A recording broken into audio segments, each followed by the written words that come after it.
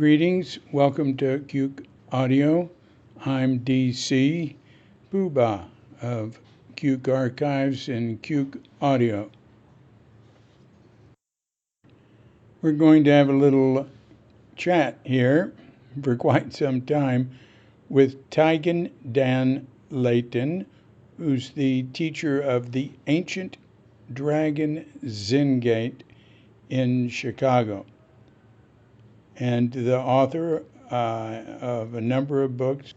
So here we go. So hello, Taigen. Hello, David. Hey, it's a pleasure speaking with you. Hey, tell me, when did you come to Zen Center? I came to San Francisco Zen Center in mid-1978. I had already been doing daily Zazen, Soto Zen from January 75. I started with a Japanese Soto Zen priest in the Upper West Side of New York City in what was then called the New York Zen Center. Would you say his name again? His name is Hando Nakajima. We called him Nakajima Sensei.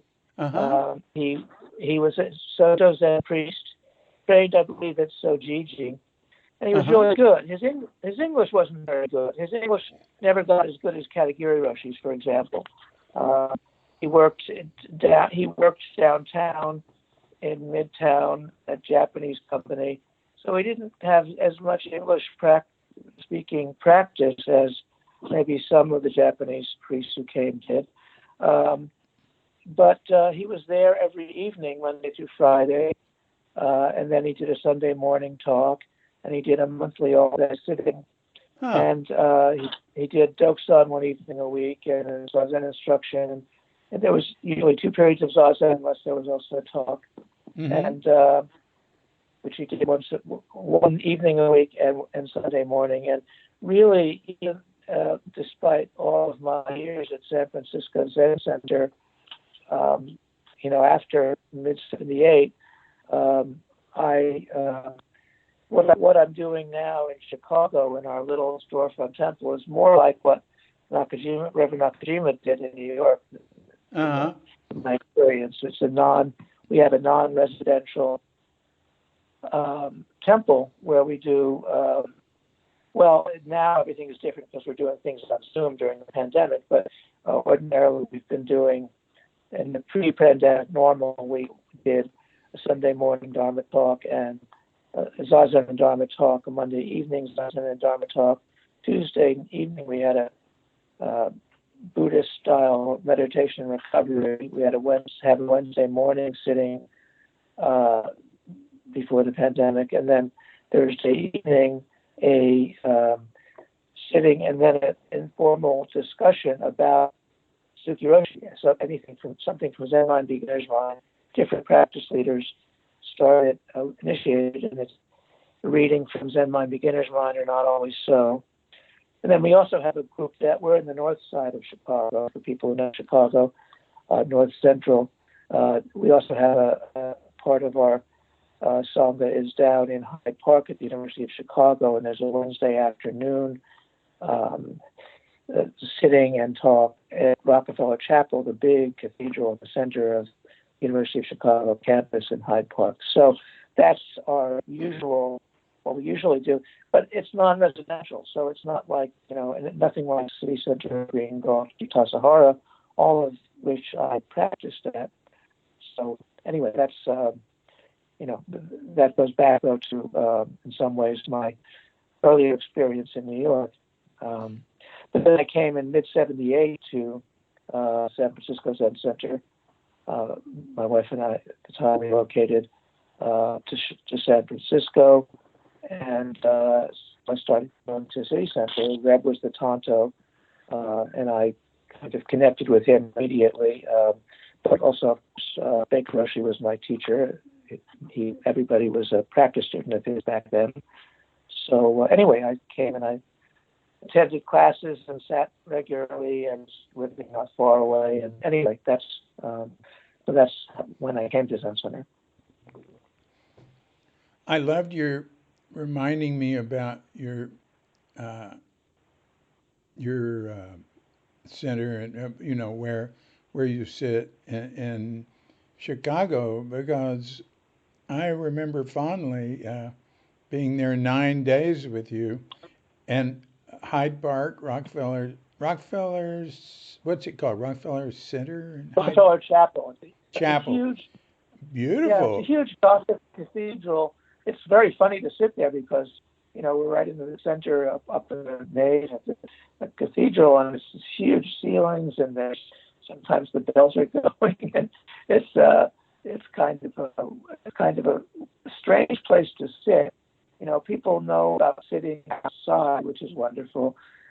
Our temple on the north side is a relatively small room. It fits a couple dozen or so. We can get a few dozen in there stretch, but it's a couple dozen zafus. But sitting in a huge cathedral is strange because the space is open, and it's just different from anything else. I've been to many Zen-os, but it's one of the strangest ones. Yeah, well, I really enjoyed it. I loved your Zen. I loved the people. They were really good to me. And one neat thing was a couple of them worked at the Field Museum. Is that what Oh, it's you had called? the tour, yes. More One of than our the priests. tour. I had more than the tour. Uh, I spent time there. It was, I got to hang out. It was great, and hang out in the back rooms, and it was just wonderful. Yeah, one of our priests, Yoshino Ross, she worked there many, many years as the head of conservation and still is associated, even though she's formally retired. But that's one of the many amazing institutions in Chicago. I love Chicago, but it's a natural history museum, a global research center, and and it's also an activist organization because they send people down to South America and Africa and South Asia to help indigenous people kind of. Oh, really? Yeah. Yeah, Hmm. and also to research, animal and plant species. And so it's an amazing institution, one of many in Chicago. So you're the founding teacher of the Ancient Dragon Zen Gate, yeah. Um, and it's in Chicago, and you can look it up, ancientdragon.org. And so so right. there's a lot of time in between 1978 and 2007. I was living at or involved with or in some way connected with San Francisco Zen Center. I had I lived at Tassajara in the early 80s, at Green Oh, Gulch, yeah. at City Center. But beginning of 2007, my Dharma brother Tayo drove me across from California to Chicago, and so I relocated to Chicago, and I had some students here, and they persuaded me to move to Chicago, and now I have this cute little storefront temple. So Yeah. Yeah. I know. I think it's neat. I think it's neat. Something else I want to bring up about you, which I've always been extremely impressed with your scholarship and with your books. How many books have you written or co-authored with Shohaku Okamura? with Shohaku, just three. I tried translations of Dogen, including Dogen's extensive record, which is, oh gosh, I don't know, 600 pages or something. I could go get it across the room, but it's the one of Dogen's. People don't know it as well as Shobogenzo. Shobogenzo is one of Dogen's masterworks, but this is his other major masterwork, almost as long as Shobogenzo, or the longest version of Shobogenzo, called in Japanese Eihei Koroku. It's the extensive record, Dogen's extensive record, and so it includes Dogen's talks from the time he started giving these very short formal, I call them Dharma Hall discourses, Mm-hmm. Jodo in Japanese. But anyway, there's these short formal talks where everybody is standing, and he was speaking in the Dharma hall. Yeah, it's 800 pages long, this book. Anyway, Yeah. um, Yeah. It's something. It's something. people told me it's kind of could be used as a weapon. But anyway, it's from I think 1243 when he started giving talks till his last year of teaching 1252, and they are different from Shobo Genzo because they're short, most of them. A lot of them are about koans, but they're very short and direct. Even though they're more formal in a way than Shobo Genzo, they are also more personal in a way. Some of them showed his sense of humor and just his personality. But then that book, that massive, extensive record, also includes a chapter of his informal, longer meetings with students, and then another chapter with another volume with 90 koans with his first commentary. So I worked with that a lot. And then there's a selection of his poetry, including early poetry from when he was a student in China. So anyway, that's one of the few things I did with Shohaku. So I also, those are translations with my editing and production. And then there's also a number of other books that I've written about Dogen and about Soto Zen.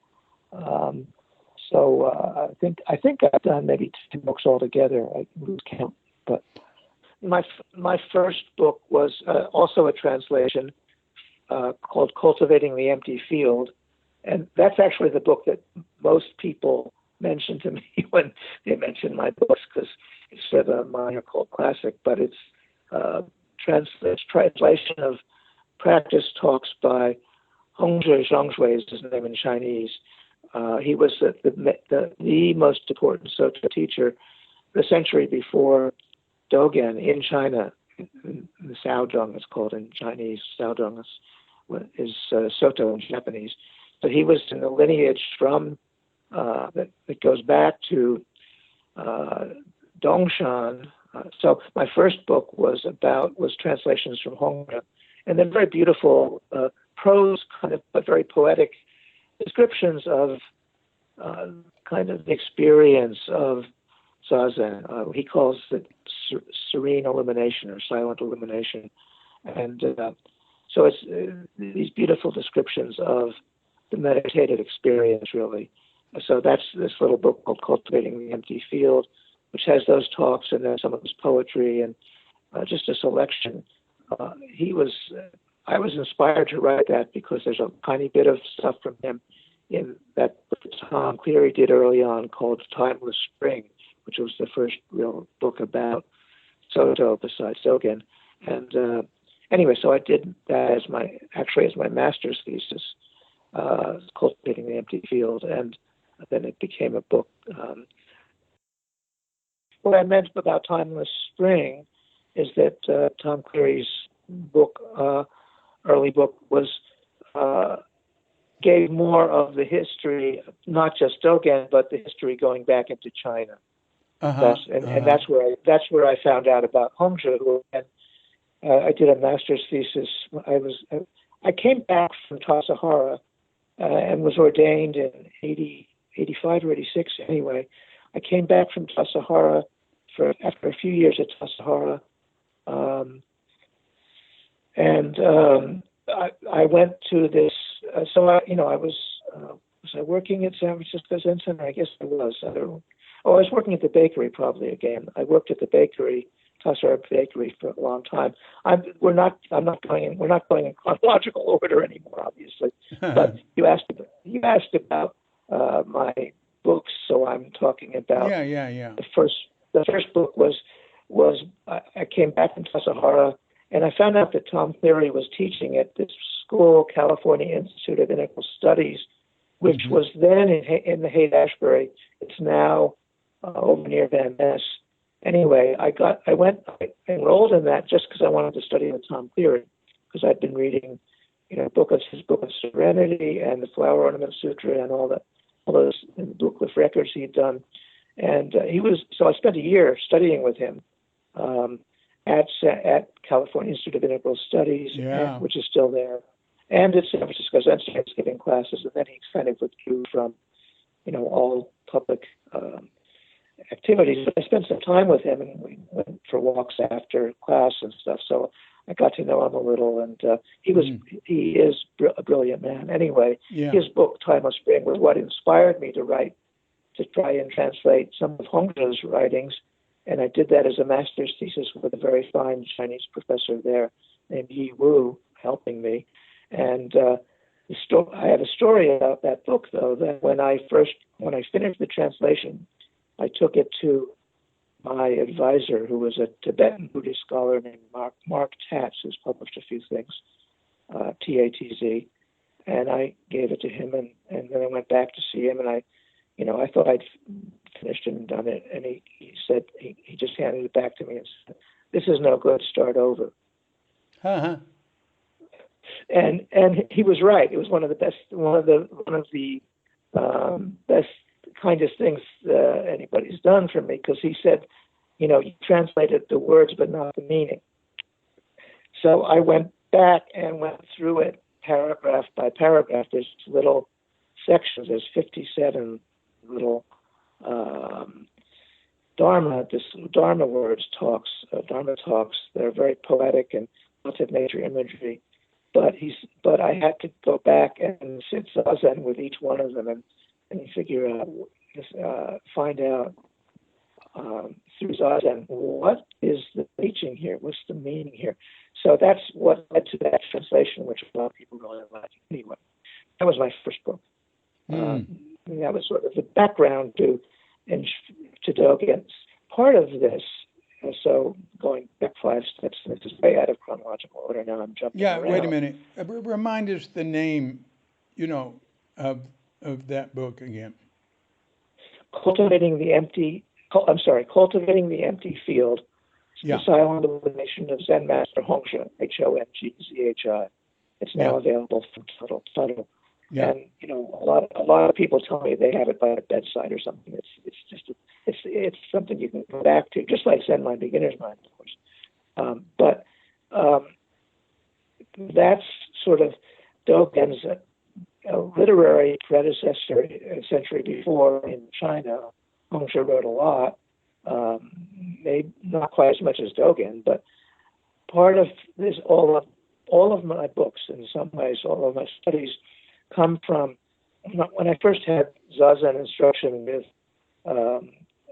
Nakajima Sensei in the Upper West Side in New York. What year? January 1975. Mm-hmm. 4 years after I came back from spending a few months wandering around temples in Kyoto and Nara, being blown away by Japanese Buddhist statues and Zen gardens and temples, but I didn't know that I could have anything to do with that. I ended up going back to school, and then I ended up in New York City and working as a film editor. I worked in documentary films and TV news a lot in New York, and then for a little while in San Francisco when I moved. But when I had this Zazen instruction from Nakajima Sensei, he talked about Dogen, and he talked about Dogen all the time, and he read from the one bad translation that was available, then he would talk about it. And I just was, Dogen grabbed me. Zazen and Dogen together kind of got me. And I decided to go back to school to find out who this Dogen guy was. So I went back to Columbia College in New York, finished my undergraduate degree, but studied Japanese language and studied Chinese and Japanese history and religion and literature. I class with Donald Sheen, who was a great master of Japanese literature, period. Anyway, so then so skipping a number of years, so I came to San Francisco Zen Center, and there's lots to say about that from 78 on. But when I started, you were asking about my books. When I started with Hongzhi, it was partly to understand. It was partly all of this was to understand, and all of my studying is to understand who this Dogen guy was. I wanted to find out the background. So my first book was Cultivating the Anti-Field by Hongzhi. My most recent book, I think it was published 2015 maybe, is called Just This Is It, Dongshan and the Practice of Suchness. Oh, yeah. And that's from Shambhala, and that's about the founder of what we call Soto Zen from Japanese. It's Cao Dong in Chinese, Dongshan, Tozan in Japanese. And Suzuki Roshi talked about him a lot. But he was the guy who wrote the Kyozama, the Jewel Mirror Samadhi. He is said to have originated the 5 degrees or 5 ranks. And there's lots of koans about him. So my book, my most recent book is Just This Is It, Dongshan and the Practice of Suchness. And that's about, and he was back in the 800s, so way back. So he's like the beginning of Soto Zen. But a lot of what he has to say, so most of the book is about the koans and stories about him and about his teacher some. And then there's a section on the Jewel Mirror Samadhi and a section on the 5 degrees or 5 ranks or something it's called, which is kind of the philosophical background of Soto Zen. Anyway, there's all through that book. There's lots and lots of references to Dogen and also references to Suzuki Roshi and things that Suzuki Roshi said about that material. And so that was my most recent book. But all of those books and all the books in between are, were for me trying to understand the background of Dogen, which is also, of course, the background of Suzuki Roshi. So then, I can tell you about the other books in between. There were the translations with Shohaku. Then there's a book I did called Visions of Awakening Space and Time. Oh, yeah. Dogen and the Lotus Sutra.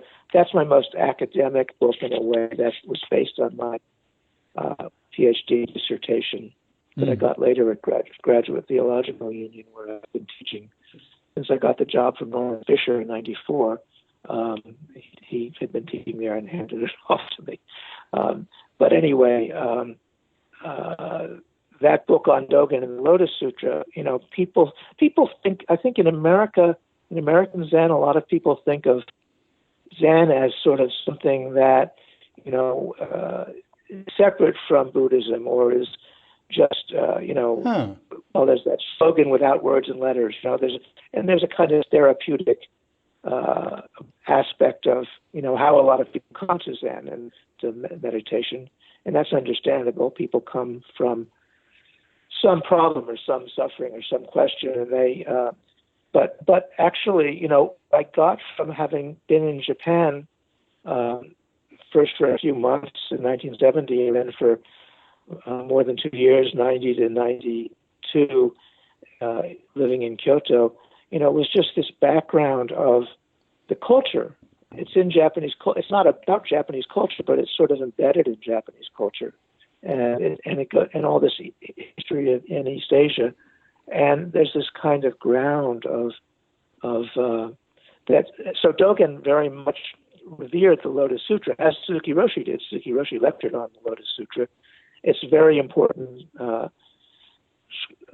would say the most important Buddhist scripture in East Asia, anyway. And so Dogen refers to it much more than any other sutra. So that book is about Dogen's teachings from the Lotus Sutra, but a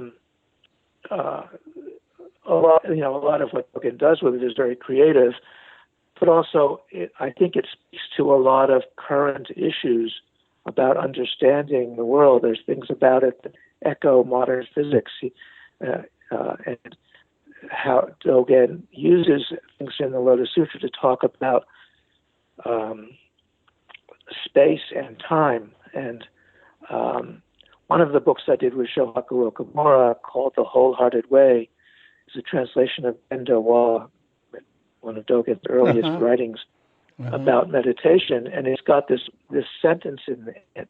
There's a section called the self-fulfillment samadhi or self-realization samadhi that's sometimes chanted. It's part of Bendo Wa, but it's got the sentence in there by Dogen, which is one of my favorite Dogen sentences. He says, when one person sits upright and displays Buddha Mudra with their whole body and mind, even for a little while, then all of space is enlightened. All of reality is enlightened. That sentence that I translated with Shohaku just, is that in some ways all of Dogen is a commentary on that sentence. Just the idea that it's not, when we sit zazen, we're not just, kind of finding our own personal peace and calm and all that, which, that's part of it. But there's actually some relationships with the whole environment. He goes on in that, right after that sentence, to talk about the mutual guidance between the person sitting zazen and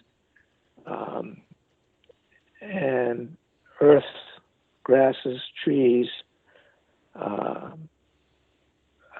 pebbles, tiles, walls and fences, even so-called man-made things. That there's this field of awareness that zazen activates. This is not how we usually think about meditation or practice in the West.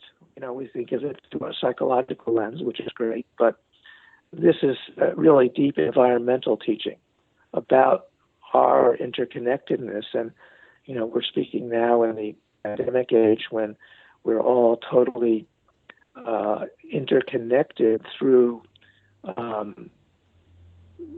this virus, through biology. And, I've thought of this as kind of like when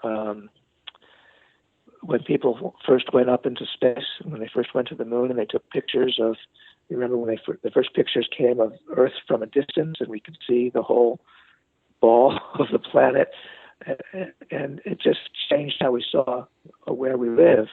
And we couldn't see the whole planet. That's why Stuart Brand went on a whole, they weren't sending pictures of the whole Earth.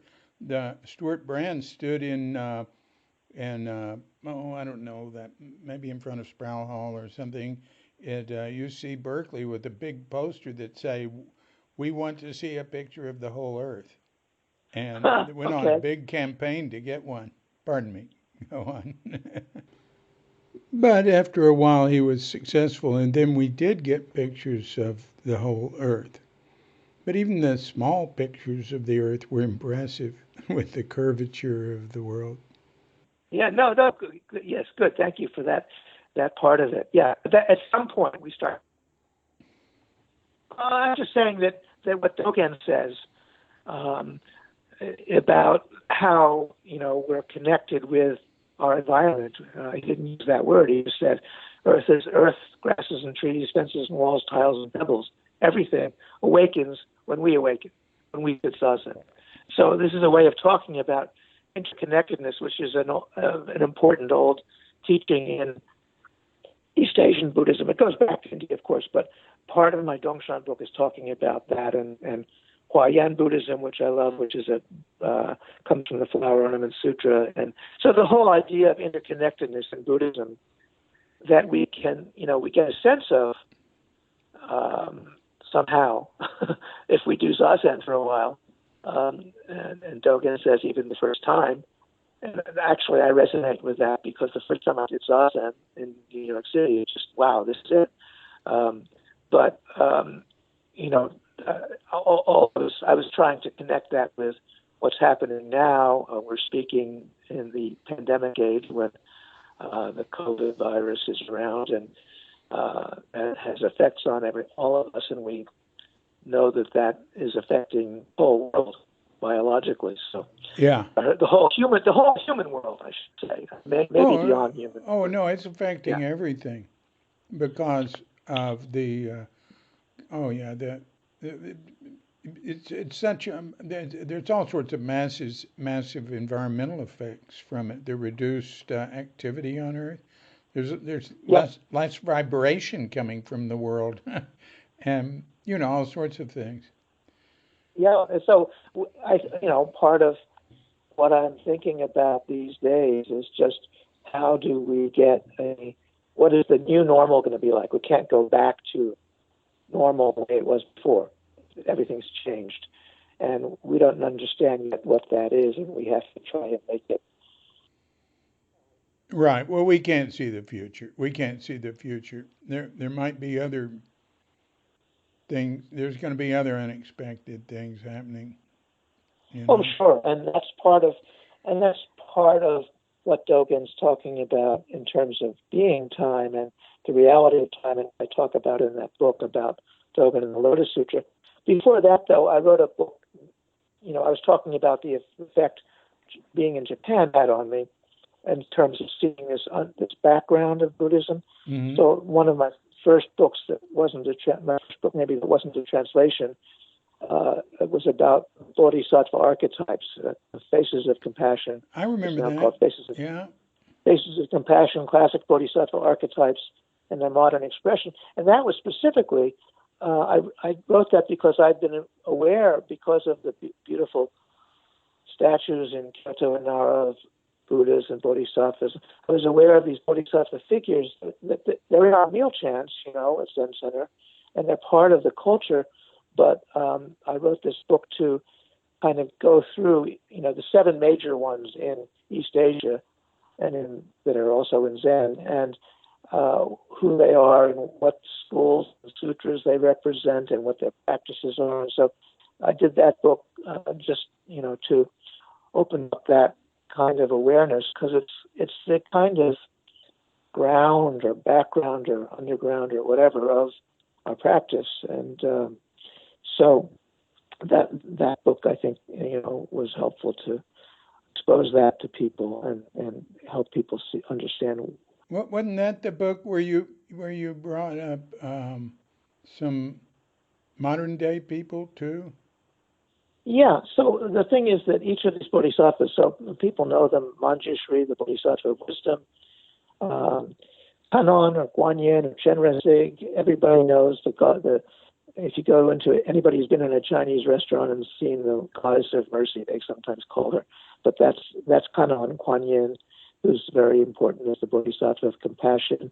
And Maitreya, who everybody also knows if you've gone into a Chinese restaurant, because one of his manifestations was Hotai, the fat, jolly Chinese laughing Buddha, is said to be a manifestation of him. Anyway, there's these 7 bodhisattva figures, each of whom has a particular kind of strategy to practice, and it's really an introduction to the whole Mahayana by seeing the schools and sutras and that. But I also did this thing that, I think it's what first got it published, is I added at the end of each chapter these little kind of playful descriptions of various modern culture figures and people who we know from the West mostly, who are examples of these bodhisattva energies, to put it that way. Right. So I've got Give an example. Give example. Yeah. So for the Bodhisattva of Compassion, I have Mother Teresa, but also Albert Schweitzer, and for the Bodhisattva of Wisdom, Manjushri, who sits in the middle of zendos with a sword off there, sitting on a lion sometimes. Is he? For examples of him, I have like. Bob Dylan, of course, and Gertrude Stein, and I forget who all I put in there. Einstein, of course, yes, perfectly. Yes, but I go into the texture of how the folklore about each of these figures. So I have Martin Luther King in there. I have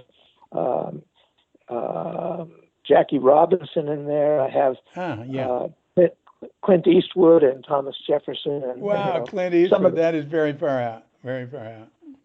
Yeah, as an example of the Malakirti, the great enlightened layman. Anyway, so the reasons why each of these people fit at least some aspect of those bodhisattva energies. So that's why, so I have, I don't know, half a dozen or so people at the end of each chapter that, are kind of exemplify aspects of that bodhisattva energy.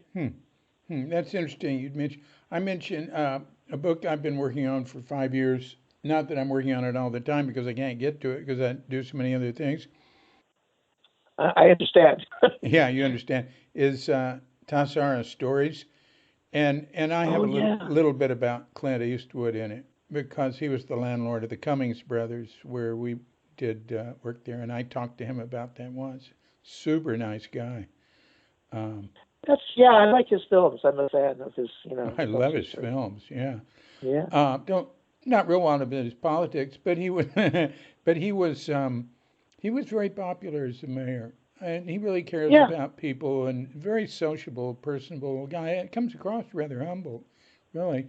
And in his Playboy interview, he said, "Oh, the whole gun thing." He said, "Well, I'm an actor. Those are props." He said, I'm in favor of all gun laws." I couldn't believe reading that. Anyway, I have some questions. Well, Go on. He's also a great musician. I mean, he does jazz, and he did that movie about Bird, about Charlie Parker. Anyway, yeah. He does. Yeah. He and his son both do music for his movies. And actually, where I talked to him was at a K-Jazz fundraiser in San Francisco that Liz and I went to. And that was an incredible event. Tony Bennett singing and wow, wonderful. So the other book that I wrote starts as a sort of collection of my talks, but it's called Zen Questions, Zazen, Dogen, and the Spirit of Creative Inquiry. And there's 5 sections in it, a couple on Dogen, a couple on favorite poets. The last one is on kind of modern social, societal implications of it. But the first section is about Zazen and about how Zen, so then the title, Zazen is about questioning. Zen questions is a verb. So anyway, that's another book of mine that I like. So yeah, amazing. You just spit them out like incredible. Like Cleary, not as much as Cleary. Not as much as Cleary. Yeah, amazing, huh? And he had more. He had stacks of books he'd translated. He just needed money for them, or something to get by. He was always struggling. What's happening with him now? Oh, I don't know. Nobody knows. I think he's still putting out stuff, but he's not available to interact with people. He just anyway. I can understand that. He's socially a very uncomfortable person in many ways. Is what I found. Yeah. But I actually spent a year really getting to know him, and I understand his. He's sensitive in a lot of ways, but a brilliant, wonderful man who made a huge contribution. So anyway. And I think it's great. See, that's true with anybody. If you get close to them, and almost anybody will have somebody that's close to them that really appreciates them. Kansei was difficult too, but look, Rick Levine was very close with him. I didn't know that. Oh yeah. Yeah, no, I mean, I know about Kansei, and I know about. I mean, so that was a little before I got to Zen Center, but I know Linda Ruth and Reb and numbers of people from Zen Center went and studied with him in Berkeley. So yeah, Rick was the one who was closest with him. Okay, more on books. Maybe that's enough. All right. All right. But people can go to my website, my Sangha website, ancientdragon.org, and go to the section where it has all the stuff on my books, and I probably left out a couple. Anyway. I have a section on Cuke.com, Taigen's books, but I think I just linked to your section. Now I'll check that to make sure. Yeah, I looked at it. It works. It's good. Yeah, I have to link to yours. I couldn't keep up. And I also have the Taigen's Peace and Justice page because that's an enormous part of your story. Uh, but I want to ask you. Oh, I want to We mention could go something. into that if you want to, but go ahead. Go ahead. Yeah. Later, because I wanted to mention you. I just remembered that I talked about you in comments on chapter 1 of Crooked Cucumber, uh, which I told about because I was commenting on how the boys ran ahead with their tabi on while Son was behind without tabi, and they ran ahead because there were mamushi, the poisonous snake there, and and then he scolded them for wearing tabi when he wasn't. But then I talk about mamushi. Who is that? Son, So. Gyokjun Son, Suzuki's teacher, his master, Okay. Okay. Oh, right? okay. Right. Thank When he you. was very young. Yes. Anyway, so then I talk about mamushi, the poisonous snakes, and then I talk about mukade, the Japanese centipedes, and Yes. then I talked about how you got bitten by one in our home and all that. Oh, I forgot about that. Yeah. Okay. You reminded me.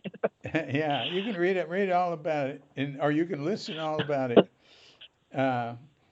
Uh, anyway, and when you mentioned the work you did based on Dogen's Bendowa, I had a car.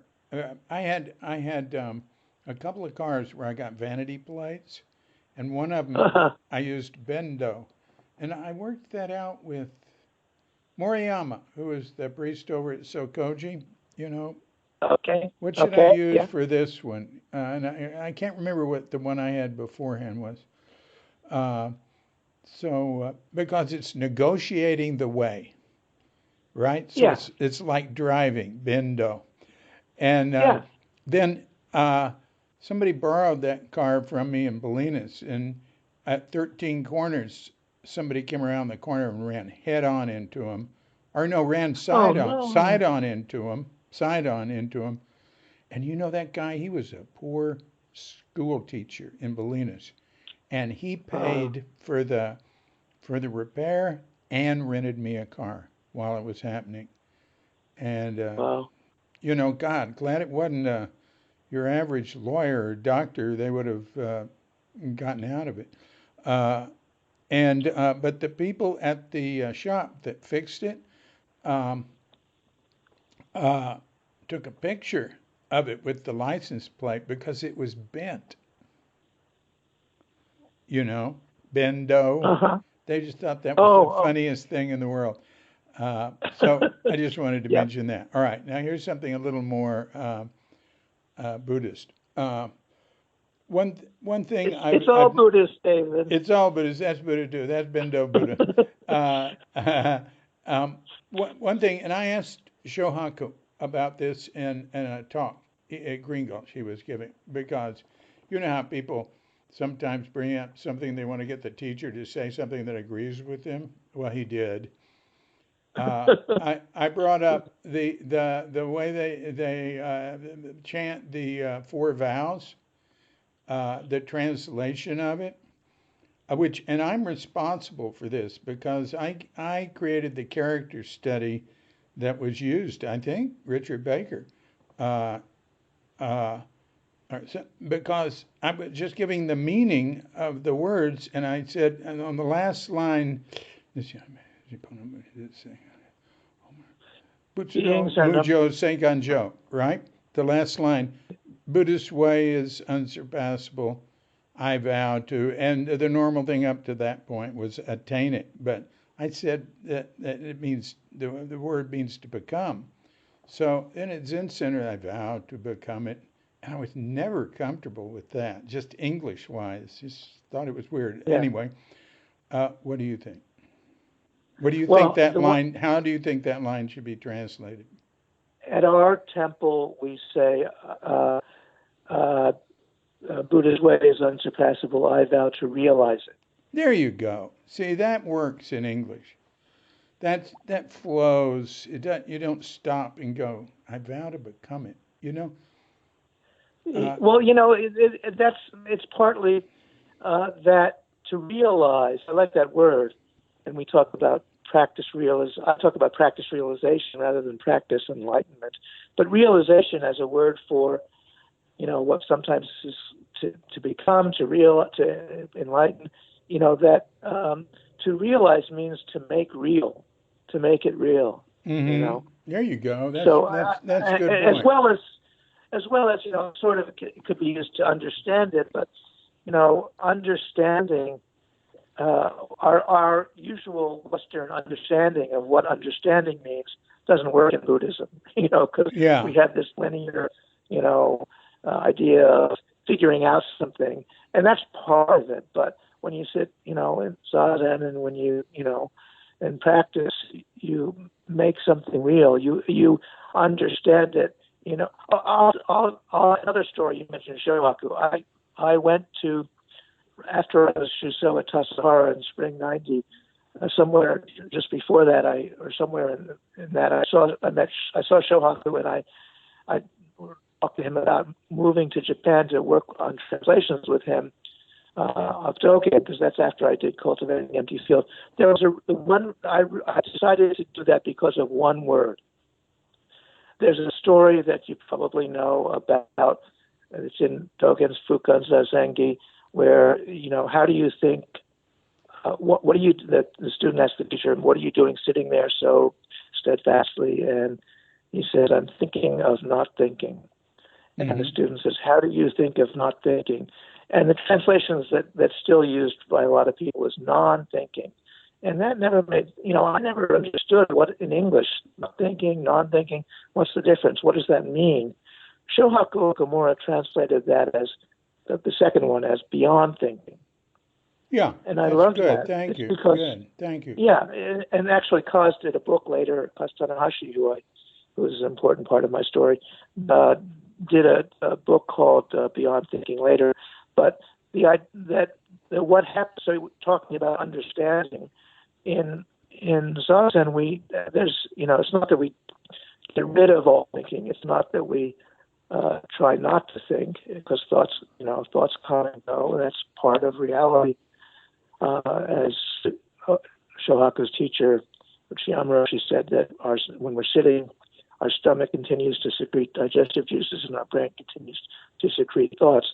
But beyond thinking is it includes thinking and not thinking, and it's thinking of what's beyond them. And so anyway, I like that translation, and that's why I moved to Japan for 2 years and not the only reason, but that's why I wanted to go back to Japan. But that's why I worked with Shohaku for 2 years in Japan, and then later on at City Center and Sokoji, worked on Dogen's extensive record with him. But that one word made me want to work with Shohaku.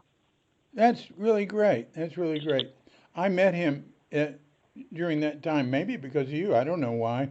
Elin and I went to that little home temple of his near Kyoto, outside of town somewhere. I don't remember where. Near Sonobe was the town that's near, and it was just the 2 years I was living in Kyoto, I would go out twice a week when he wasn't away and spend the day, and took a while to get there. I had to take a bus ride and a train ride and a bus ride, but spend the day with him translating the Law book, and another book I did, translation of Dogen's Eihei Shinki, Dogen's Pure Standards for the Zen Community, is the English name. So anyway, that he had this little temple in this little rice village, tiny village, outside of a small town. So, yeah. Yeah. I really liked him from the very first. I've always just had the highest regard for him.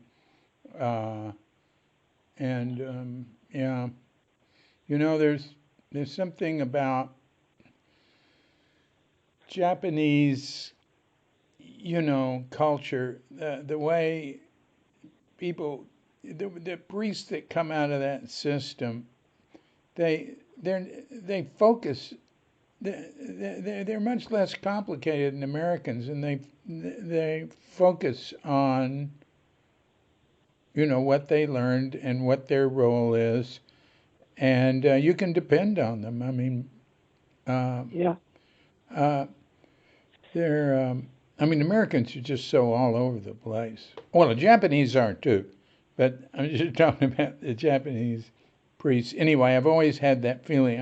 I'm not quite sure how to say it, but just dependable, and they'll do what they say they're going to do to a very high percentage. Yeah. Anyway, Coben was a little outside of that, but Coben was great too. I sat sashimi with him and yeah, got to know him a little bit. But yeah, but I wanted to say something about American, because I like Americans and I like American Zen and I'm American. But about Suzuki Roshi, since your work, the incredible, wonderful work that you've done, David Chadwick, to archive and make available all the teachings of Suzuki Roshi. I mean, it's just amazing and wonderful what you've done.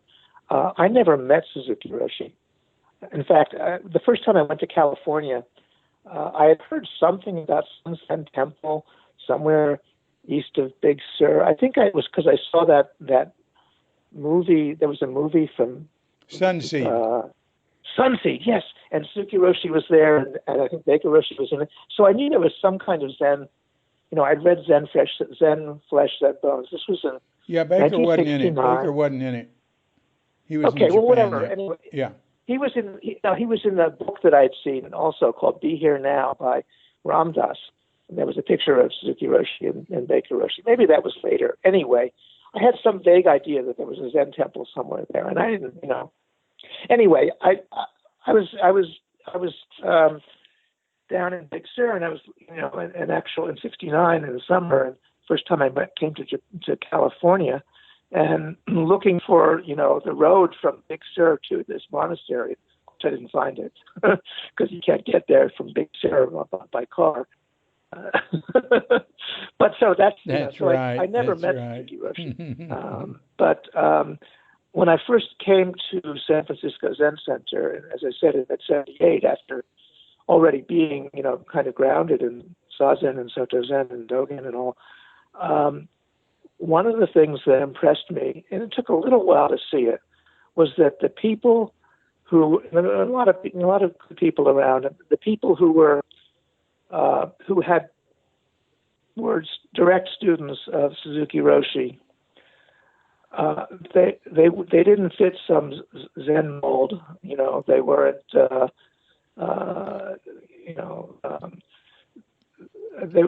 They were all, really themselves, and a lot of them were really strange and weird, but they were really themselves. So I'm thinking of people like Ed Brown and Paul Disco and Reb and Catherine Thanis in her own way, and Blanche and Lou, and I'm going to leave some out, but and especially David Chadwick, were all like really strange particular people. They were not, Zen statues or something. They weren't they didn't fit into some mold, and that really impressed me. And that's my feeling about Suzuki Roshi, that he helped people to really be themselves, and all these strange, weird, wonderful people. And they were. So. That's well said. That's well said.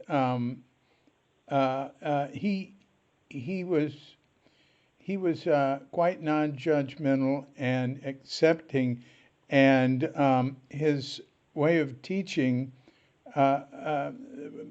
was appreciated by a very broad spectrum of people, so that those who gathered around him, a lot of them would never have been together if it weren't for him.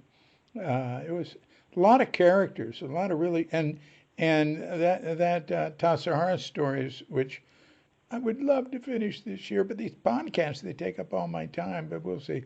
Um, um, it really brings out a lot of that Yeah, because it really focuses on students. a lot of well people. ESOT is another one. You know. Uh, yeah. Yes. Hey, got another question. And now, uh,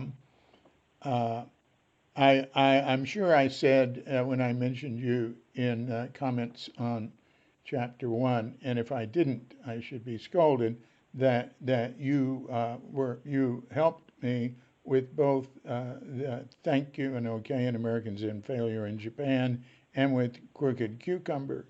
Uh, and like you went over the books to, uh, you know, I used you as my scholarly to approve or disapprove. You also, though, judged. I had a group of people who like graded every chapter and made comments. I mean, you did a broader thing than that, but I relied on you a lot for, am I using this term right? What I'm saying about Buddhism here, is it right? Because I'm not near as educated as you are, not near as educated about Buddhism as a lot of Buddhists. But you have, I have to say something. You have provided us with not just Crooked Cucumber, but these huge archives of material about Suzuki Roshi, which I used that. It was very valuable for me when I did the book on Dogen and the Lotus Sutra, because Suzuki Roshi talked about the Lotus Sutra. But I have to also say, David Chadwick, anybody who's listening who has not read Thank You and Okay, A Zen Failure in Japan, that is one of the funniest books I've ever read, and it's very revealing about Japan and America, and at least one period of Japanese and American Zen. And so, if you haven't read that book, Thank You and Okay, who publishes it, David? But Shambhala, now it was Okay. Penguin originally. I just got the audio rights because they just I just did a second book of vignettes to follow Zen right is right here, and it's going to be published next year hardback with Zen is right here. I recommended they call it Zen is right now, and I tailored it to that. They're going to publish them together as a hardback set and separately. With Thank You and Okay. No. Pardon me. I'm working Okay. up to that. Right. No, that's just those are little book of vignettes, right? It's more collecting, and I did a little bit of editing, but there's not much me in there. Um, but as part of the deal I made with them, and I have a very friendly relationship with Shambhala, Great. is to get the audio rights for Thank You and Okay. And I have them for Crooked Cucumber. Thank you, Broadway Books. Got them a long time ago before audiobooks were a big thing.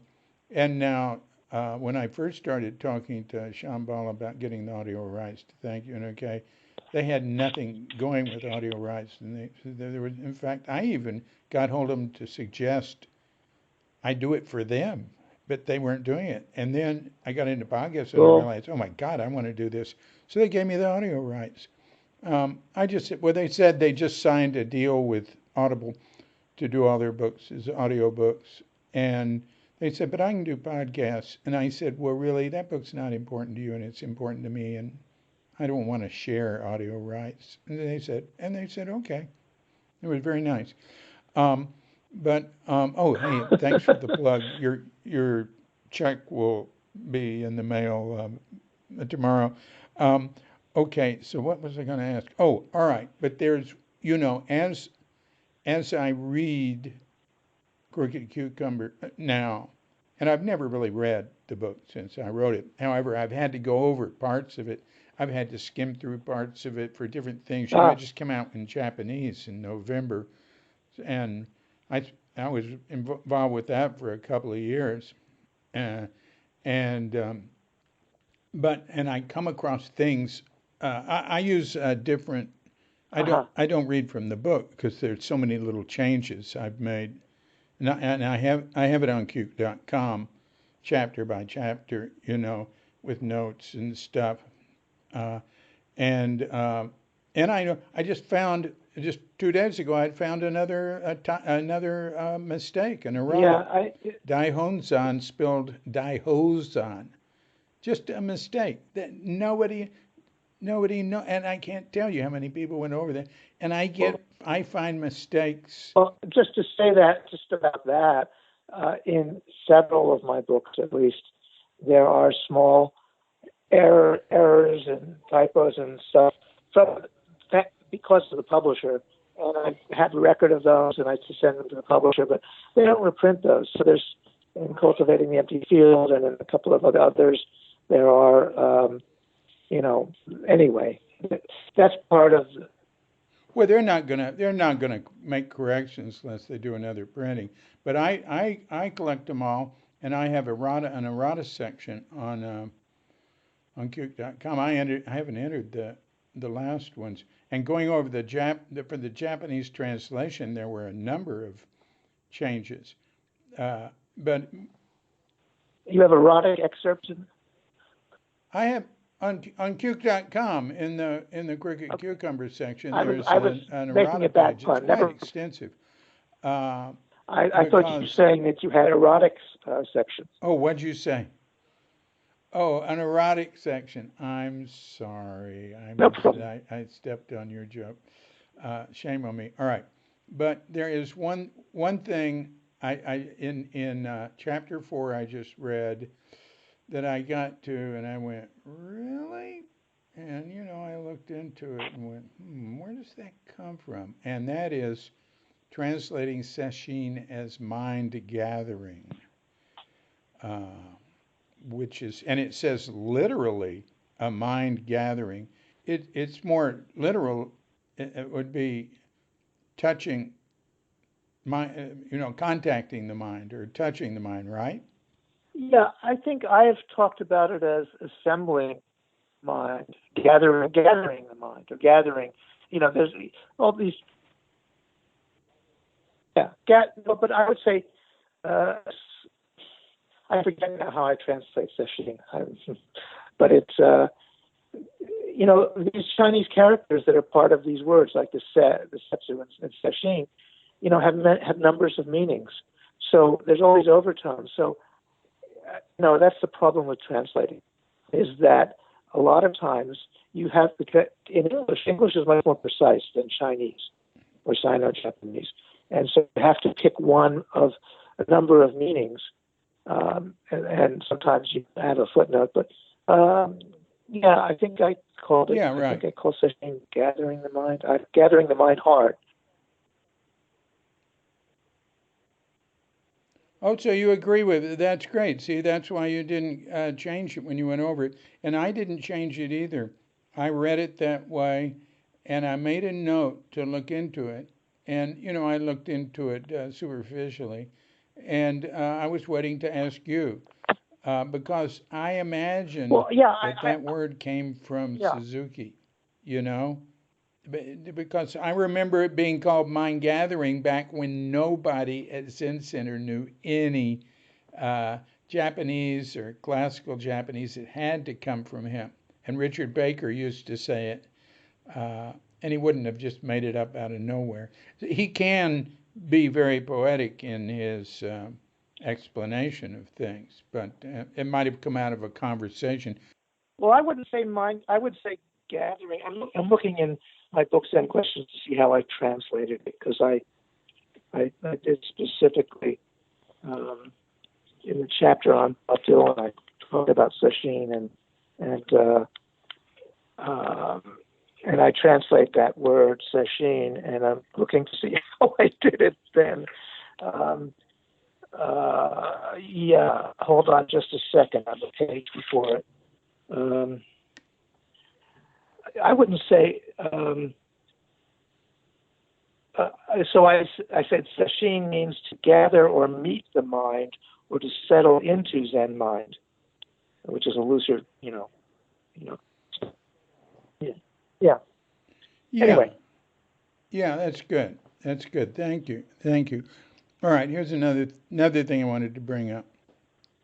Um, one thing that really irritates me about, of course, mainstream media is sort of, you can't live without it, but it's just oversimplifies everything, and it's sort of wrong about everything in a way. But that one of the worst things it does is just deal with religion in general. It can only deal with like fundamentalist literal religion. It can't get any more subtle than that. And that's been especially emphasized recently, where they like to oppose things. So it's always faith or science, right? Yeah, that's It just just wrong. That's drives just me totally wrong. crazy. And when I'm it's just totally wrong. And one thing I have said to people, and I've gotten through to some scientists that thought of all religion as just a bunch of superstitious nonsense.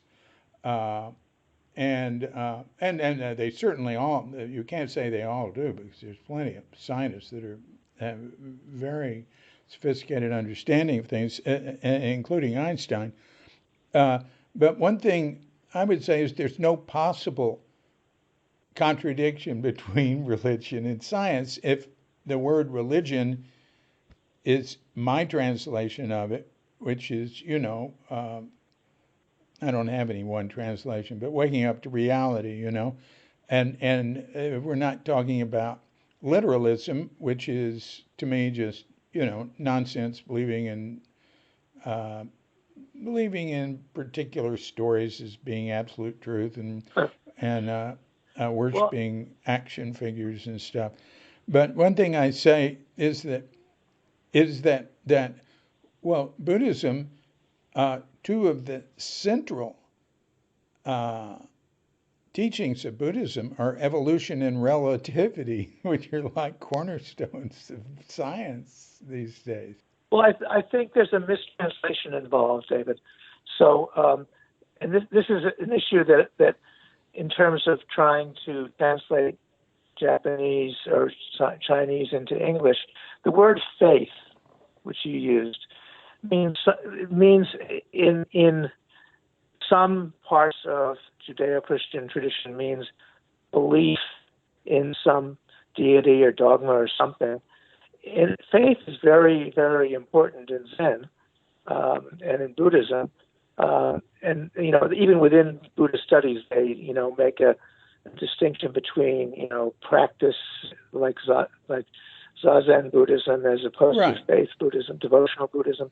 But Soto Zen is very devotional. But the word faith, there are words that could be translated into English as faith, but it doesn't mean Right. belief in something.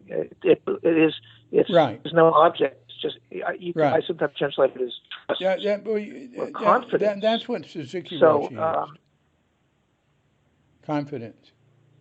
yeah, He yeah, specifically yeah. said he thought So confidence was a better word to use. yeah, so no, but that actually the article I'm working on now is about within Dogen that and there's a particular essay involved, but that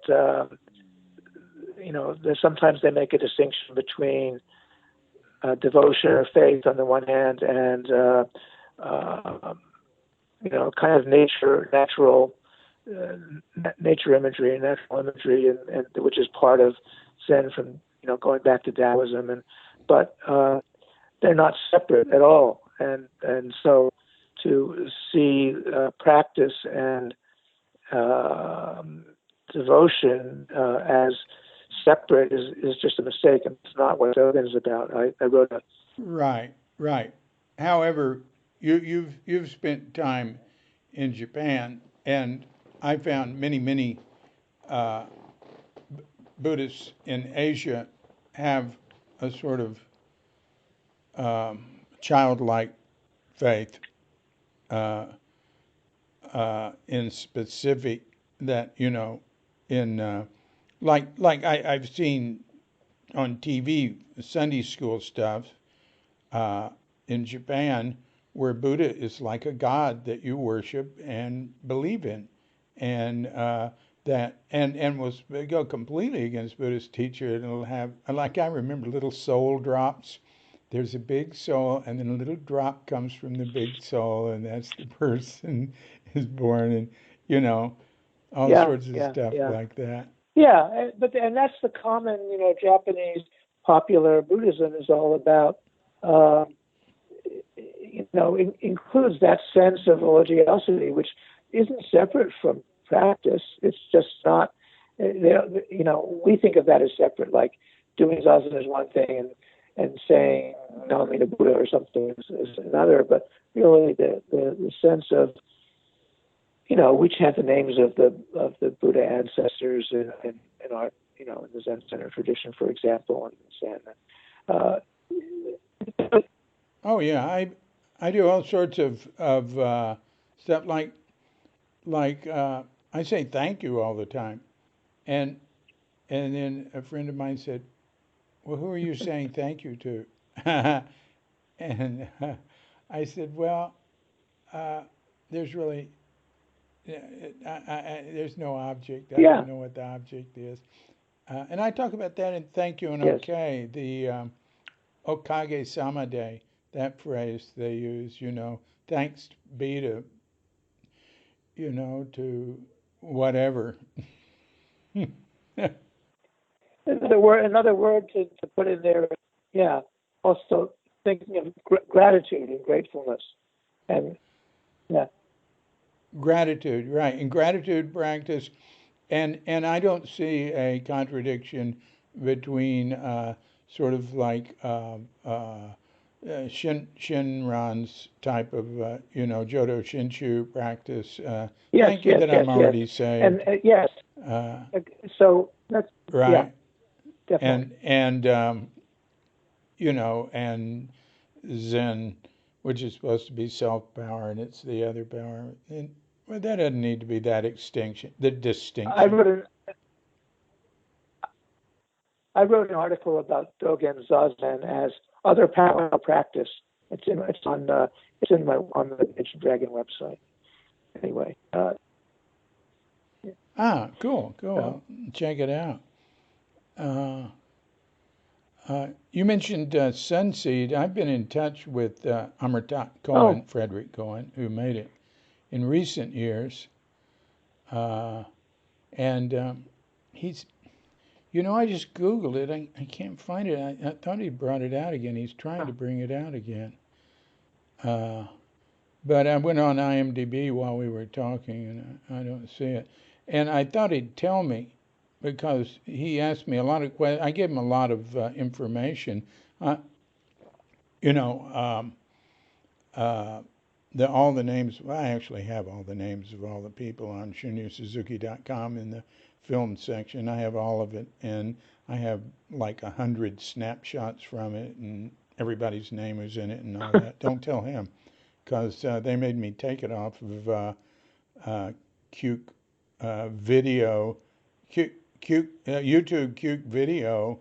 That's how I got in touch with him because it got taken off because of copyright infringement. oh well. Uh, and he lives over in Kuala Lumpur, and we go to Kuala Lumpur. I haven't seen him since back in 1970 when they were at Tassajara. In fact, I don't remember. I remember Ralph Silver, who actually was the director of the film, and much better. Uh, I knew, and Ralph used to come to Zen Center. So, anyway, um, gee, Taigen, look at how long we've gone on. I want to say something else. Which is that so I haven't talked.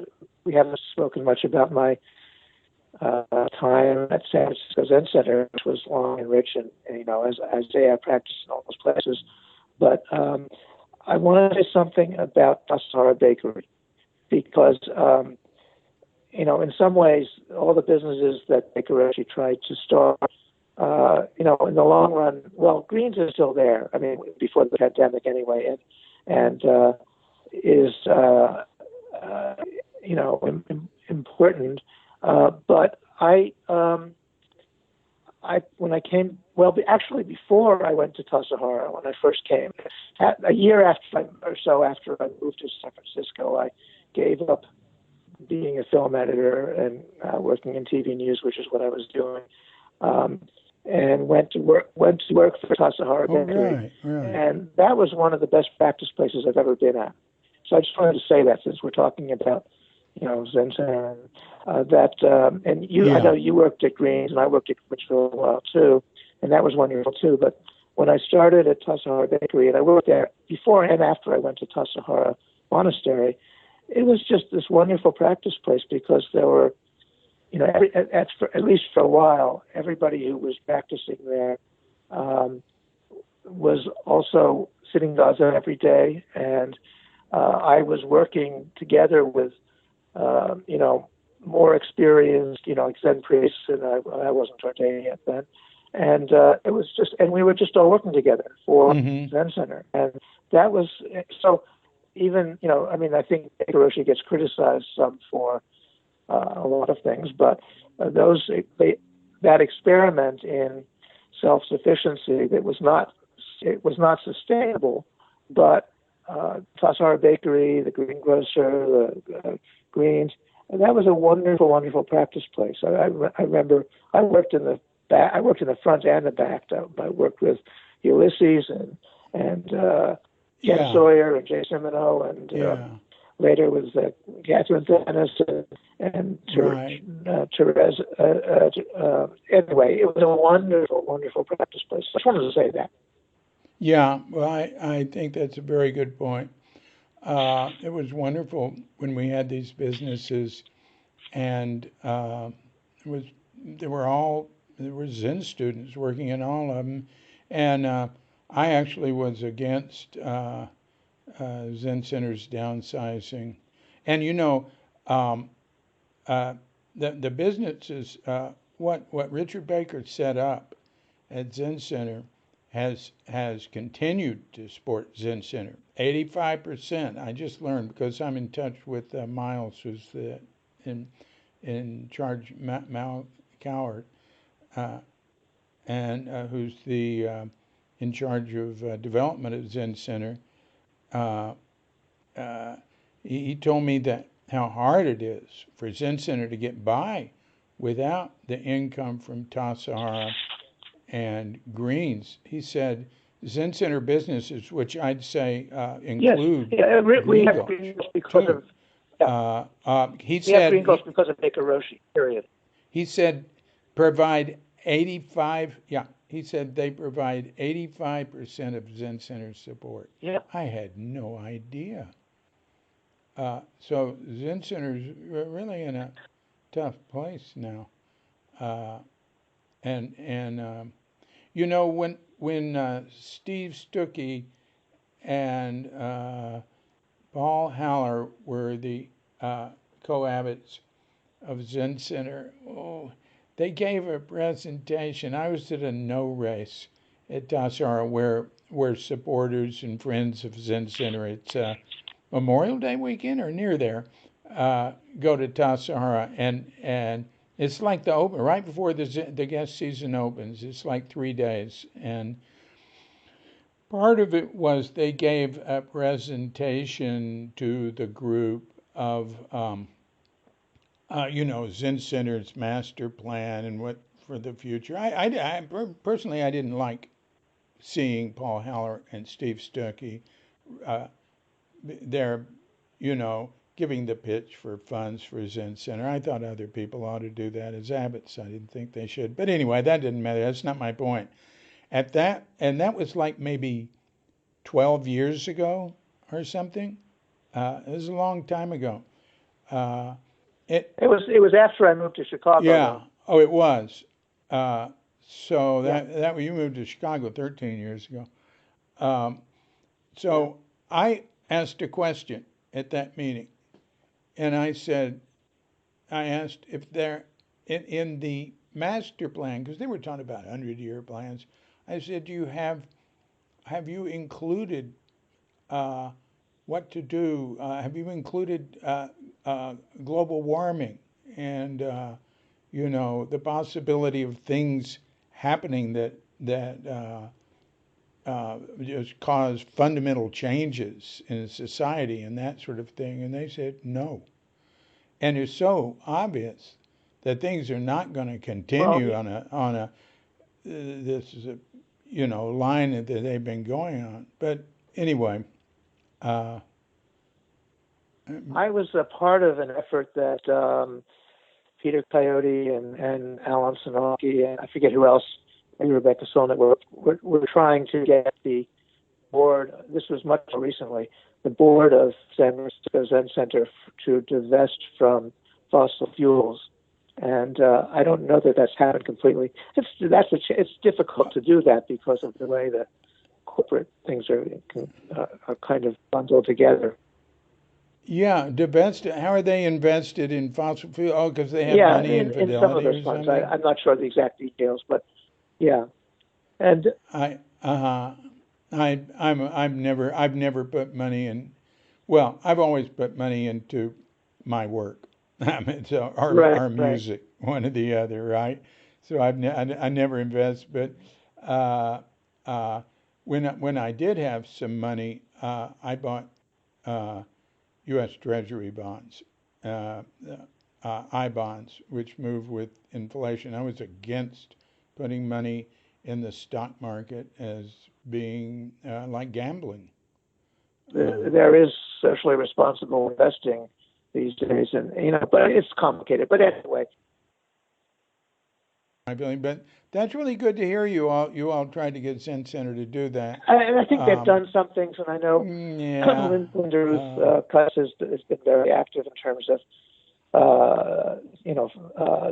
working for alternative power and about climate, and there was Linda Ruth. Uh, yeah, who? there's a whole tradition at Zen Oh, Center Linda Ruth. of Well, yeah. and this partly also has to do with Baker Roshi, but not just him. But there's a tradition at Zen Center of Catherine, well, Blanche particularly also, but of social action or social concern, and Oh, yeah. Baker was totally into all that. I remember going down to I guess at the depot at Green Gulch in downtown in San Francisco in the early '80s during the nuclear freeze movement, and doing a weekly vigil against nuclear power and nuclear weapons. So anyway, that's yeah. Right, right. A lot of us were involved in the nuclear freeze movement, and so was Baker. He got very. Many people, I yeah. mean, and you and John Bales. John Bales became head of the San Francisco. What was the name of it? The San Francisco chapter of Citizens for Yeah, Non-Nuclear I, Freeze or I whatever. Uh, and Green's Restaurant. I arranged it. It was an event I did, but Baker enthusiastically let Green's be used for the first public presentation of the last uh-huh. epidemic. Ian uh, Tierman, yeah, he and his son, uh, and Rusty Schweikart, who Yes. was my father-in-law to be, spoke, and there was an impressive number of people there. That place was packed, and a lot of them uh, uh, people that the nuclear freeze really wanted to get to. And I was offered after that event, I was offered the head to be the head of the Californians for Nuclear Freeze for Northern California. Albie Wells, a prominent Republican who was CEO of U.S. Leasing, a multi-billion-dollar corporation, turned his offices over to it, and he came to Green Gulch and offered me that position. And I said, Albie, you don't know me. You Yes. do Well, not want that was me in an that was very office. good of you to I said I'd be coming in drunk and stoned and I'd be wanting to run off with the secretaries. I said, I'm good for ad hoc events or for arranging Well, meetings with people. Yeah, that's part of my. you don't want me there. And he went, I can't tell you how much I appreciate you telling me that. I will, in relation to that, that's part of my history of civil disobedience. I was arrested a couple times at Livermore Labs and at Vandenberg Air Force Base a few times. So Yeah, well, you've gone to yeah, the White House. You've gone to the White I was House, in the out in White front of House. the White House, Because back when you this could was still get a in Buddhist private. meeting. This was something that was organized. There was a guy from the Buddhist side, a guy from Soka Gakkai who's active in Nichiren Nam-myoho Renge Kyo group. They're very Right. active socially and very active in terms of peace work. And anyway, but yeah, there was a large gathering of Yes. Buddhist Yes. teachers and clergy from. My memory for years is What bad. year? What year?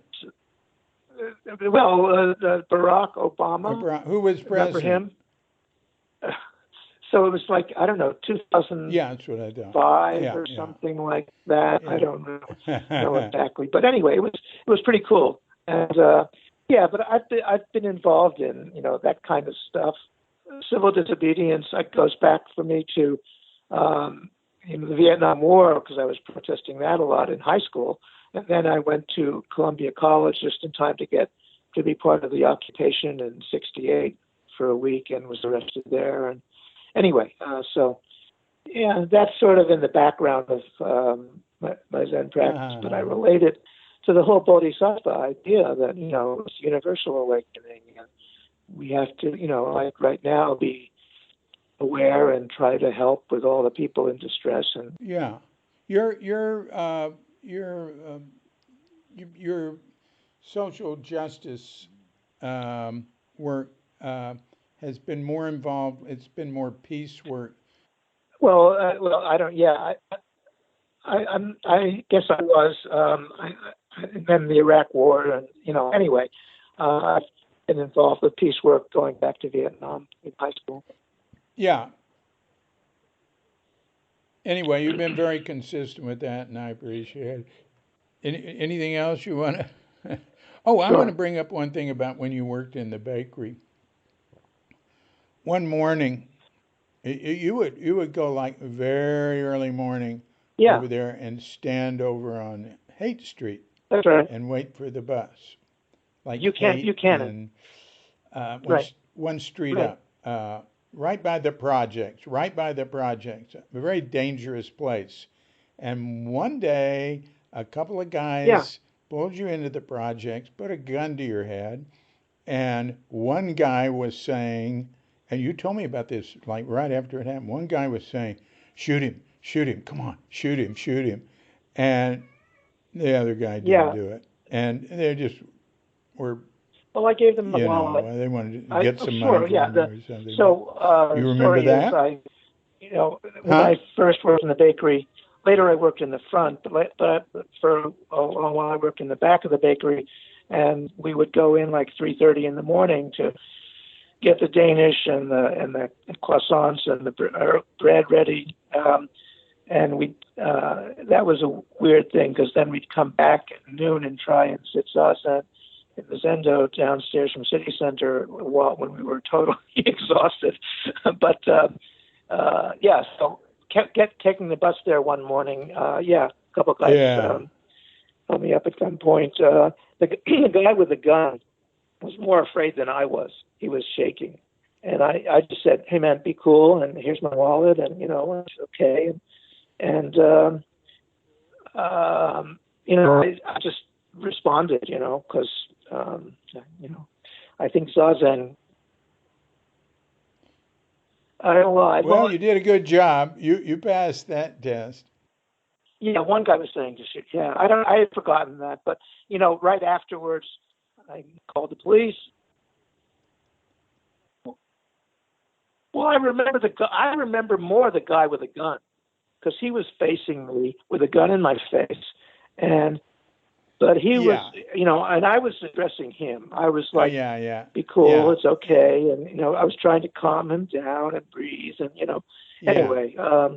And then afterwards, the police came, and we walked around in the projects, and I found my Yeah. wallet. The money was gone, but I got my wallet with the cards and all that. No, Yeah. So oh, that's good. all the That's adventures good. back in Zen Center. That's good. That was an interesting place back then. Yeah. Yeah, I knew a few people who got killed, died there. I was Chris Persig. I was living on Haight and Octavia at the time when Chris Persig was killed. He died right outside my Mm. window of my apartment. I was sitting zazen at the time, Mm. and I ran out. I was one of Mm. the first people out there, and that's a whole other Mm. long story. But yeah. His mother listens to these podcasts, and she and I correspond, Wendy. Well, Chris was, yeah, he was a really good kid. I didn't know him super well. He worked at the bakery. That was just before I started working at the bakery. But I would have dinner with him at City Center, and he was just smart, kind of quiet in a way. Anyway, he was a good guy. And yeah, that whole thing that happened was just terrible. Anyway, it had a Yeah, no kidding. big impact on me in lots of ways. Yeah, yeah, it was terrible. Mm.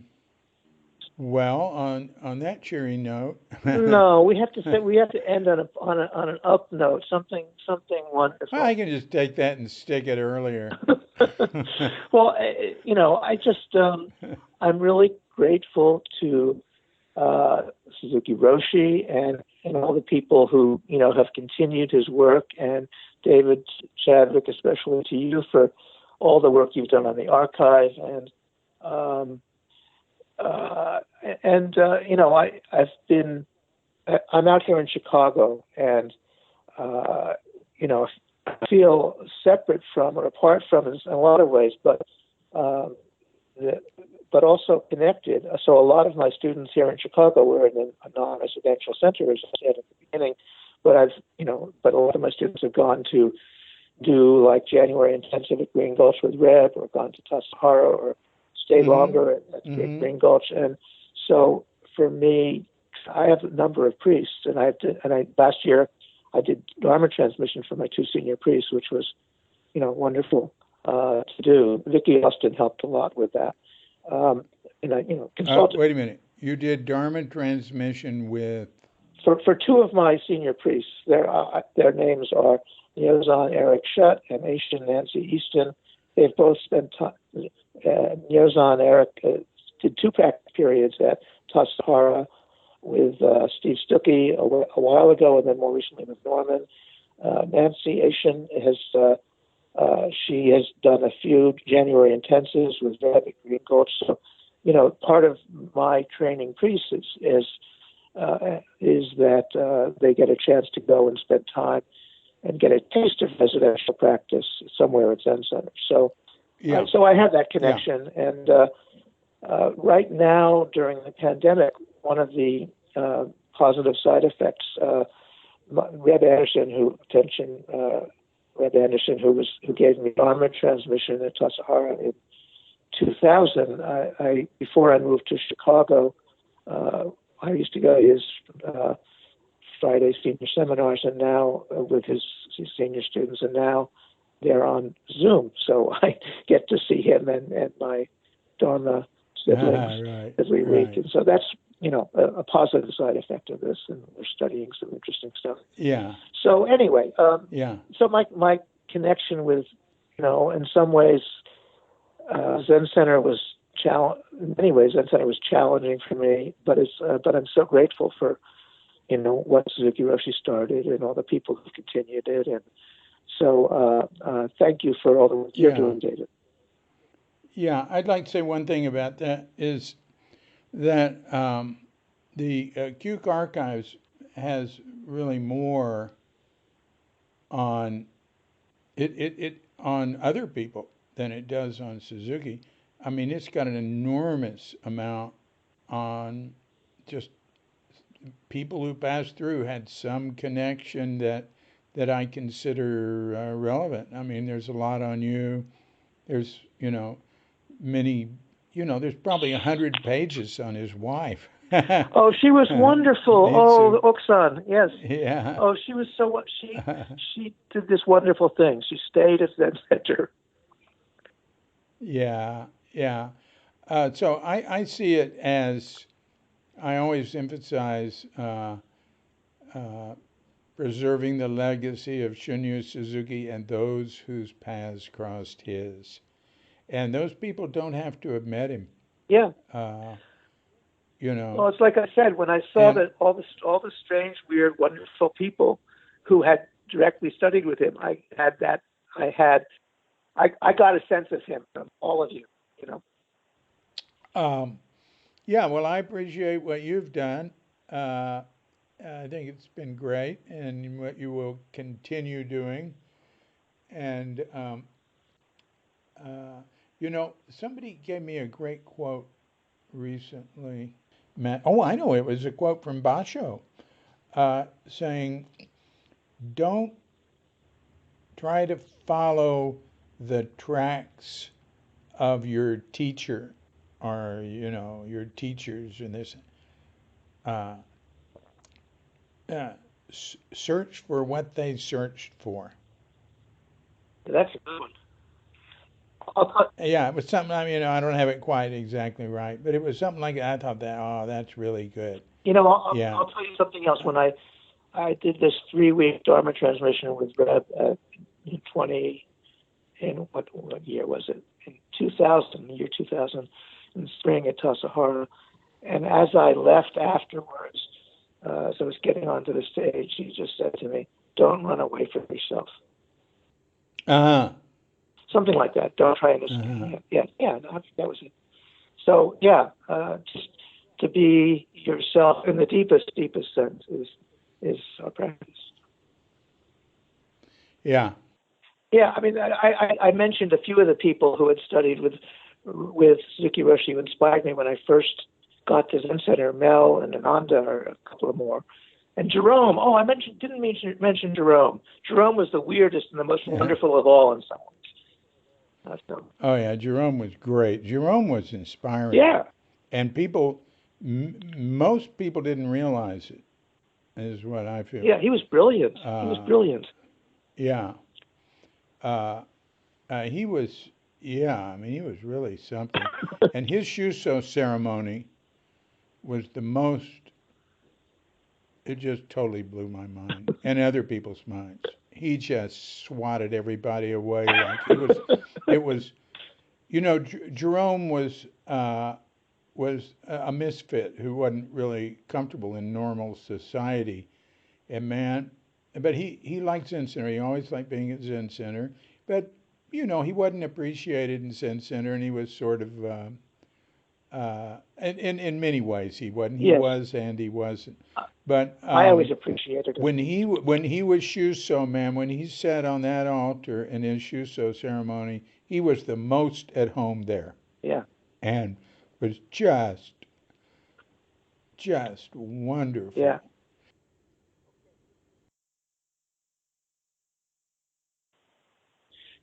Not this week, but the week after this, on Thursday the 28th, would you please attend the discussion about Suzuki Roshi on Zoom at Ancient Dragon Zen Gate?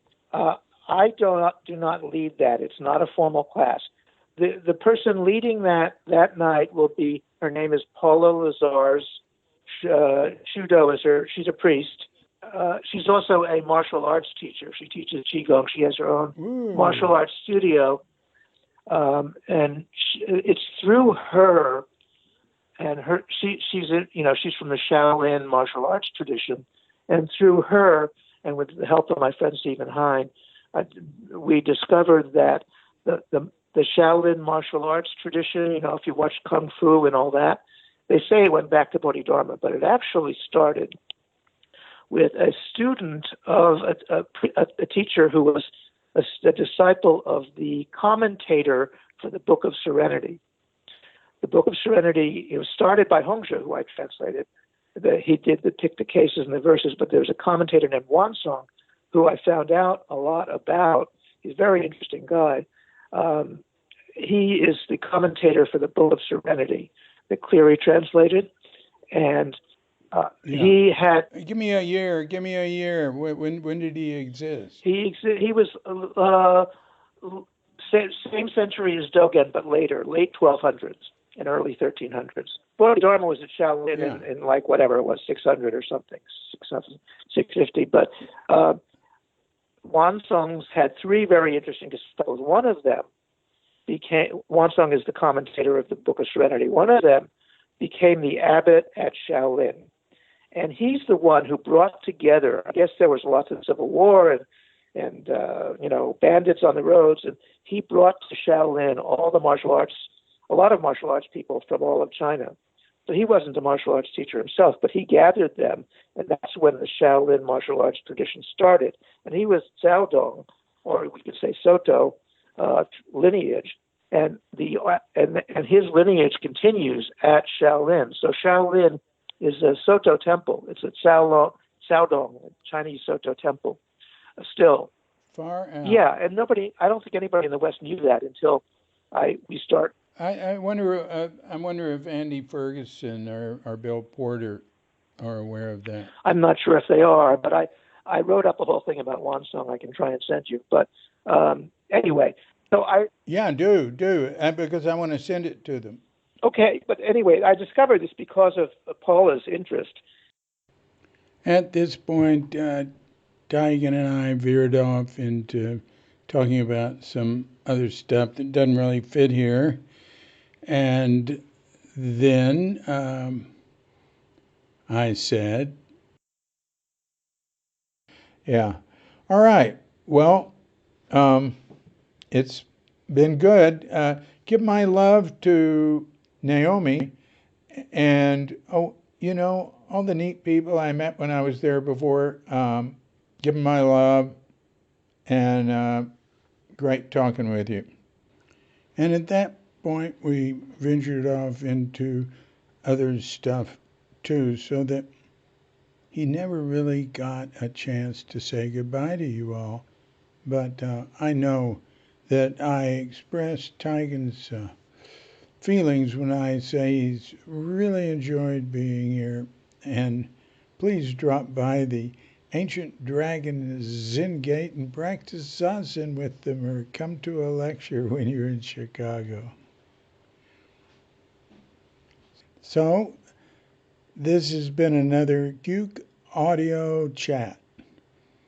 I'm DC Booba of Cuke Audio and Cuke Archives, wishing you a grand awakening.